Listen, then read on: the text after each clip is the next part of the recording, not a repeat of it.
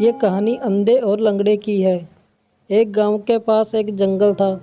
वहाँ दो भिखारी रहा करते थे। क्योंकि उनके पास रहने के लिए कोई घर नहीं था, इसलिए जंगल को ही उन्होंने अपना घर बना लिया था। किसी इंसानों के घर के पास रहने पर वो उन्हें वहाँ से हटा देते थे, इसलिए उन्होंने जंगल में ही रहना ठीक समझा। स्वाभाविक रूप से वे दुश्मन की तरह एक दूसरे को देखते थे, क्योंकि वे एक ही पेशे में थे और उन्होंने एक दूसरे से ज़्यादा भीख के पैसे इकट्ठा करना चाहते थे। दोनों भिखारियों में से एक अंधा था और एक लंगड़ा था, और वे हमेशा भीख देने वाले लोगों को लेकर झगड़ते रहते थे। उनके अपने ग्राहक हैं, उनके अपने क्षेत्र होते हैं। वे दोनों भिखारी लगातार लड़ते रहते थे। उन्हें एक दूसरे के कारण भीख मांगने में बड़ा संघर्ष और प्रतिस्पर्धा करनी पड़ती थी, इसलिए वो दोनों भिखारी सालों से दुश्मन थे। यह दुश्मनी ऐसे ही चलती रहती, लेकिन एक दिन जंगल में आग लग गई।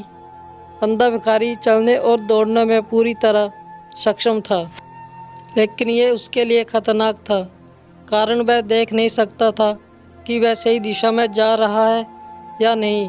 लंगड़ा आदमी सब देख तो सकता था, लेकिन चल नहीं सकता था।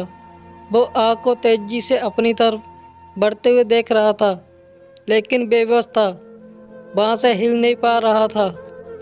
आग इतनी तेजी से फैल रही थी और हवाएं इतनी तेजी से थी, लेकिन वह देख सकता था कि अभी भी जंगल से बाहर निकलने की संभावना थी। कुछ जगह ऐसी थी जहाँ आग अभी तक नहीं पहुँची थी, लेकिन जल्द ही आग वहाँ पहुँच सकती थी। जल्दी ही वे हर तरफ से आग में गिर जाएंगे। वे दोनों अपना सारा विरोध दुश्मनी भूल गए। ये लड़ने का समय नहीं था, ये एक होने का समय था, और दोनों दोस्त बन गए।